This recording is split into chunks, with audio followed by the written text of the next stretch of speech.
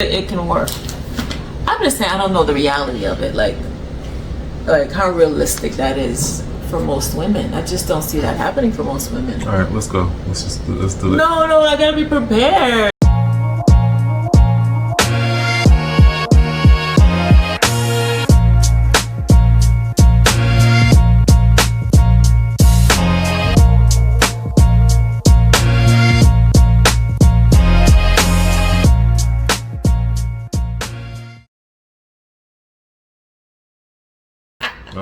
All right. We're back. Hey guys. Baldwin and Shirley English. All right. So we finished the last episode and we were talking a little bit offline about the idea of inequity in the income space within a relationship. Right. Particularly if the woman makes significantly more than the man. Because I don't think dudes don't care that much. You know what I mean? They do. Well, I used. Because you always hear about how it's like a problem for them. They feel less than or... No, I'm saying as a mean? Man, if I make a lot more money than my wife, I don't think we care from that. You don't. I'd say by the time I was working, I was making probably, I don't know, 60, whatever. And I worked in this place in this what do you call it? A strip mall area. Mm-hmm. And I went to the local Publix and I got a sandwich for lunch. Okay. There was a young lady working there, and she was beautiful, and I think I gave her my card, trying to be all slick. I got a little card, and I didn't care that she worked at Publix. Right. She was pretty, you know what I'm saying, and she was nice to me when I bought my thing. Okay, so your thing isn't income; it's beauty. That was when this is almost 30 years ago. This is a long time ago. Okay. I've since developed a list that you have completely filled out, right? But I'm just saying, even in that situation, I don't know if a woman that was making that money would have hollered at a dude making sandwiches behind the Publix deli, right? Probably not likely. Yeah. So bring it up to adult times now. And so let's say, I think the example we used in the last one was if a woman was a doctor making... $300,000-$400,000 a year, very reasonable amount for a doctor working today. And she was married, dating with a teacher or something, making what? What did a teacher make? 50, 60 a year? Starting out 50, 60. Let's say that they've been in the game a little bit longer. They're 70, 80. Okay. Right? And this teacher wanted to holler at this doctor. Does that happen a lot in today? Is that I don't even know what the question is. Does that happen? What do women feel about that? Professional women. Right, dating someone who makes significantly less than they do. Yeah. And it shouldn't matter, right? Right. Like we mentioned before, income shouldn't be a deal breaker. Right. Is this person a good person? Right? They're, God-fearing, they respect you, respect themselves. That's what really matters. But again... I don't know.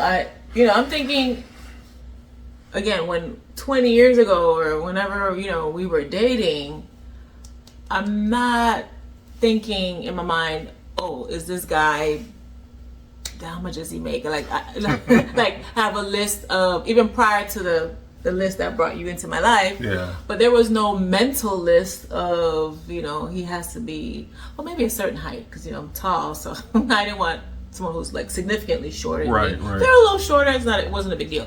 But as far as like income, as long as they're working and they're doing stuff, I wasn't thinking about, how much were they making. So I don't know. I became a nurse, started making a certain amount of money, significantly more money than I was making before.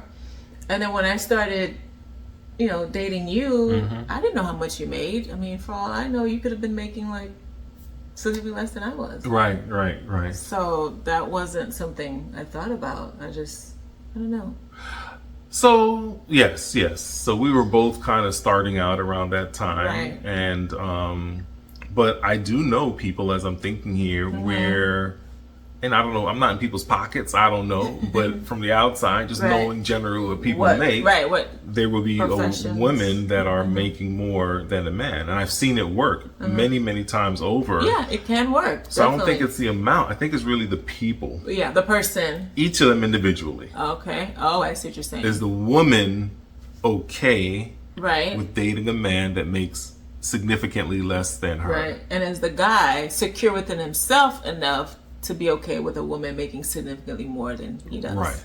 Now it goes back to our thing. I think what we've mentioned before that we put, I don't know if we mentioned online, maybe we'll do a show about that, but we put our money into one pot. Yeah, I think we mentioned it. Okay, yeah. Yeah. So we put our money into one pot. Right. So there's no names on it. It doesn't make a difference. Right. There's $1,000 in there, it's our money. If there's $100 in there, it's our money. Right. And I don't think that we approach it, because in different parts of our relationship. Right. I've made more. You've made more. I've been in school. Yeah, I've made more. Nothing. Okay, nothing. It was absolutely I'm saying nothing. You weren't working. I was incurring debt. Right, yeah. That's exactly what you're doing. And I was like handling the bills, right? Yeah. Paying So for those summer internships were good. Anyway. Yeah. But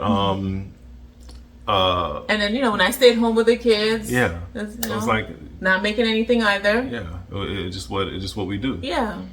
So a woman can handle it and a man can handle it. I don't think it should be a big deal. Yeah. But what the situations where it doesn't work, are when I think men are resentful. So a man feels a certain way. Speaking generalities, right? So a man's going to be a man at the house and this and that.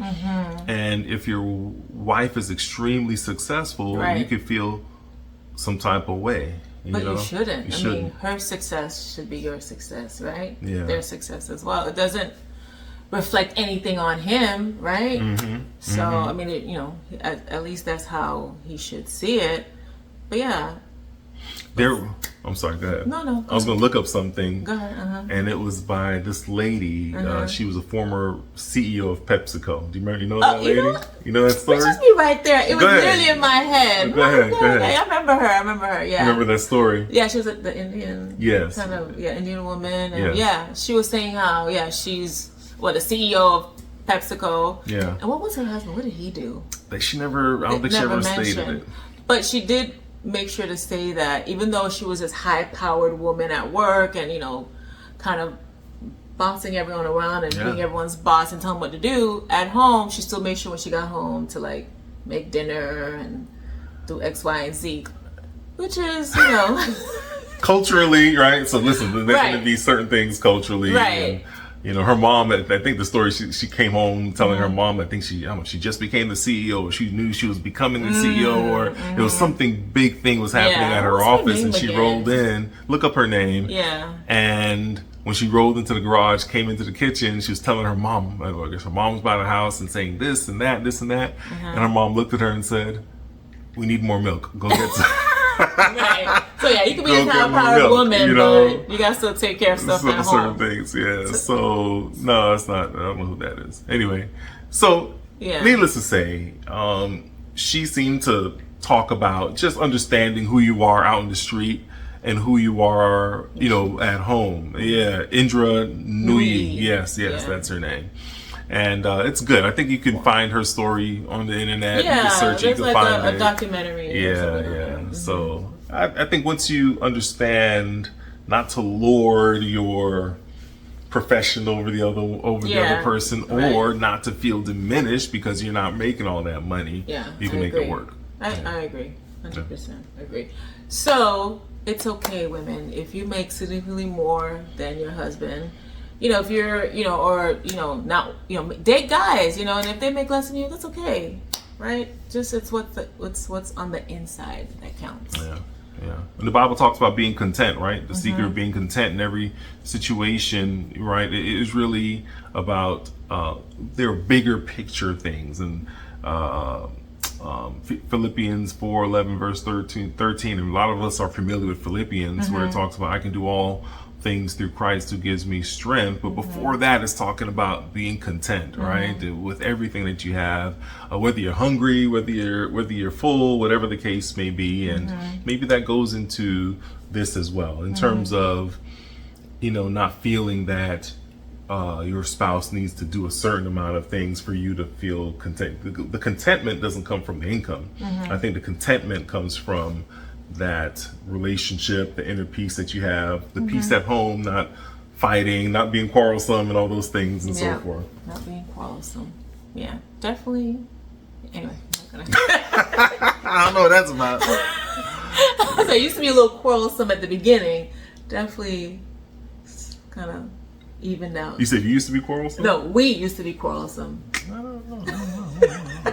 Really, Maddie? Okay, all right. So it's all me. All right, it's all me. It's all me. All right, that's it. Mm-hmm. All right, thank you. All right. Well, hope this helps someone or some of you out there. And if you have anything you want to add, put it in the comment section. And if we need to talk about this some more, we will. All right. All right. Thanks, guys. Bye. Bye.